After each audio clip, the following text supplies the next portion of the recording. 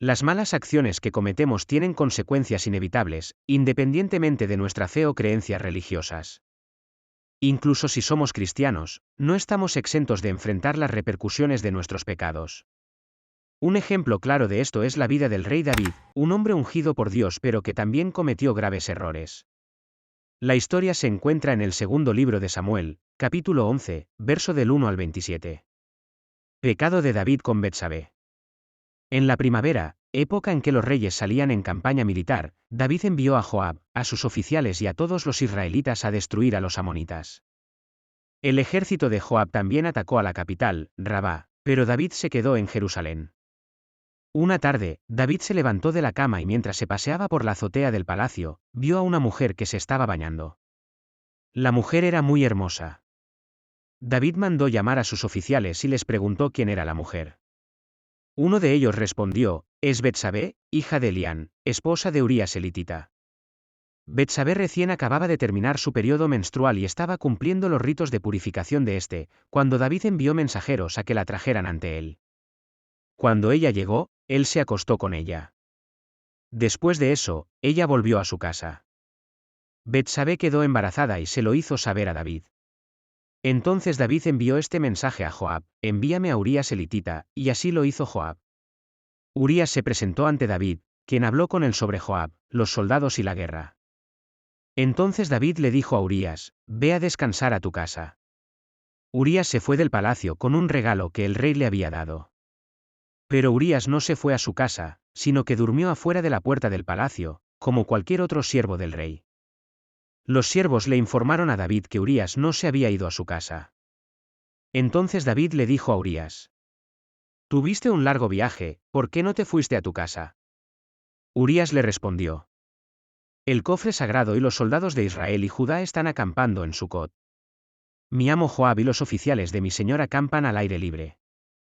No está bien que yo vaya a mi casa, beba y me acueste con mi esposa. David le dijo, quédate aquí esta noche, mañana te enviaré a la batalla. Urías se quedó en Jerusalén esa noche, hasta la mañana siguiente. Luego David llamó a Urías para que se presentara ante él. Urías comió y bebió con David hasta que David lo emborrachó.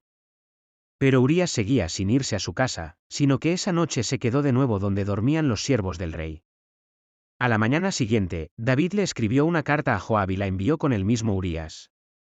En la carta David le indicaba a Joab que pusiera a Urías al frente del combate, donde la pelea fuera más dura, y que lo dejara solo hasta que lo mataran. Joab observó la ciudad para ver dónde estaban los amonitas más fuertes y allí envió a Urías. Los hombres de la ciudad salieron a pelear contra Joab. Entre los hombres de David que habían muerto se encontraba Urías elitita. Entonces Joab envió un mensajero para darle a David un informe detallado de la batalla. Le dijo lo siguiente al mensajero, cuando termines de darle el informe completo, si su majestad se enoja y pregunta, ¿por qué el ejército de Joab se acercó tanto a la ciudad? ¿Es que no sabe que hay hombres en las murallas de la ciudad que pueden matar a sus soldados con flechas? ¿Es que no recuerda que una mujer le arrojó una piedra de molino a Abimelec, el hijo de Yerubeset, en Tebes y lo mató? Entonces, ¿por qué se acercó tanto a la muralla? Si el rey David dice esto, entonces dile además que el oficial Urías elitita también murió. El mensajero fue y le dijo a David todo lo que Joab le había indicado. Los amonitas nos atacaron en el campo, peleamos y los perseguimos hasta la entrada de la ciudad, pero los soldados que estaban en las murallas nos lanzaron flechas y algunos de sus oficiales murieron. Entre ellos Urías elitita. Entonces David dijo al mensajero, dile a Joab que no se aflija tanto por lo que ha pasado, la espada puede matar a un hombre igual que a otro, que planee un ataque más fuerte contra Rabá y conseguirá la victoria. Cuando Betsabé se enteró de que Urías, su esposo, había muerto, hizo duelo por él. Después del luto, David mandó que la llevaran al palacio. David se casó con ella y ella le dio un hijo, pero al Señor no le agradó lo que David había hecho. Segundo libro de Samuel, capítulo 12, verso del 1 al 25. El Señor envió a Natán para que le dijera a David. Había dos hombres que vivían en una ciudad. Uno era rico, y otro pobre. El rico tenía muchas ovejas y ganado. Pero el pobre no tenía nada, excepto una ovejita que había comprado y criado. La ovejita creció en su propia casa junto con él y sus hijos, comía de su comida, bebía de su vaso y dormía en su regazo. Ella era para el hombre pobre como su propia hija. Sucedió entonces que un viajero llegó a visitar al hombre rico. Este quería ofrecerle de comer, pero como no quería matar a ninguna de sus ovejas ni ganado para alimentar al viajero, tomó la ovejita del hombre pobre y la mandó preparar para darle de comer a su huésped. David se enojó tanto contra el hombre rico que le dijo a Natán: «Tan cierto como que el Señor vive, que el que hizo eso merece la muerte. Debe pagar 4 veces el valor de la oveja por haber cometido este acto terrible y no haber tenido piedad». Entonces Natán le dijo a David: «Tú eres ese hombre. El Señor Dios de Israel dice: te elegí para que fueras el rey de Israel. Te libré de Saúl. Dejé que tomaras a la hija de tu amo y a sus esposas, y te di las hijas de Israel y Judá. Y si no fuera suficiente, te habría dado aún más. ¿Por qué entonces ignoraste mi mandato e hiciste lo que me desagrada? Dejaste que los amonitas mataran a Urías elitita para quedarte con su esposa. Es como si tú mismo lo hubieras matado en batalla. Por eso tu familia jamás tendrá paz. Al tomar a la esposa de Urías elitita, me despreciaste. Ahora el Señor dice: traeré desastre contra ti, y vendrá de tu misma familia. Tomaré a tus mujeres y se las entregaré a un hombre cercano a ti. Él dormirá con ellas y todo el mundo lo sabrá. Tú te acostaste con Betsabé a escondidas, pero tu castigo estará a la vista de todo Israel. Entonces David reconoció ante Natán diciendo: he pecado contra el Señor. Natán le dijo a David: el Señor te perdonará incluso este pecado, no morirás. Porque en este asunto tú le has faltado gravemente al respeto al Señor, tu hijo sí morirá. Muerte del hijo de David y Betsabé. Después de esto, Natán regresó a su casa. El Señor hizo que el niño que David había tenido con la esposa de Urías enfermara de gravedad. David rogó a Dios por el niño y se negaba a comer o beber. Se fue a su casa y por las noches se quedaba allí tirado en el suelo. Los ancianos líderes de la familia de David iban a verlo y trataban de levantarlo, pero él se negaba a levantarse y a comer con ellos.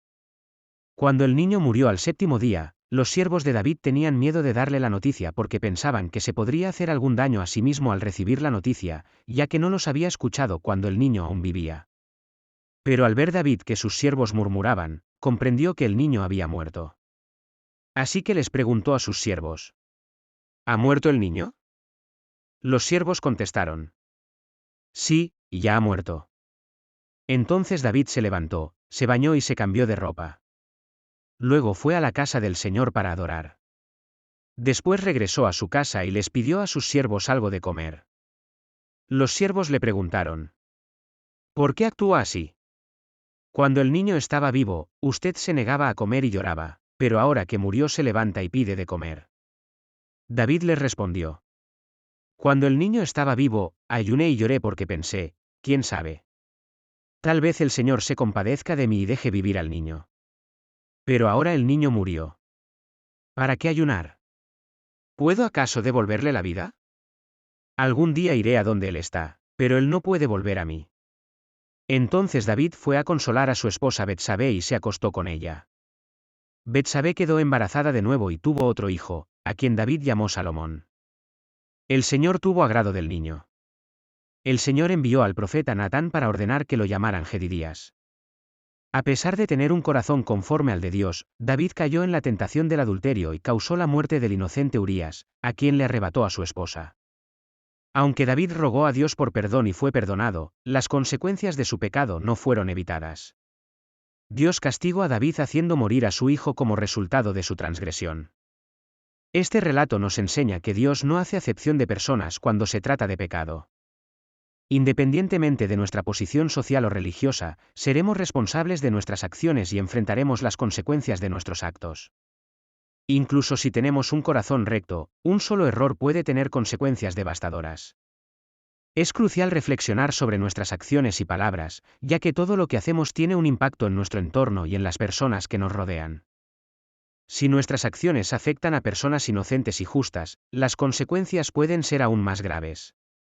Dios protege a sus hijos, pero también disciplina y castiga cuando es necesario para corregirnos.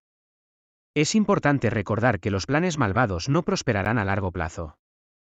Aunque los malvados puedan tener éxito temporalmente en sus acciones perversas, al final sus planes se desmoronarán y enfrentarán las consecuencias de sus propios actos. Dios no permite que el mal triunfe sobre el bien, y aquellos que intentan dañar a otros eventualmente se verán enfrentados con las repercusiones de sus acciones.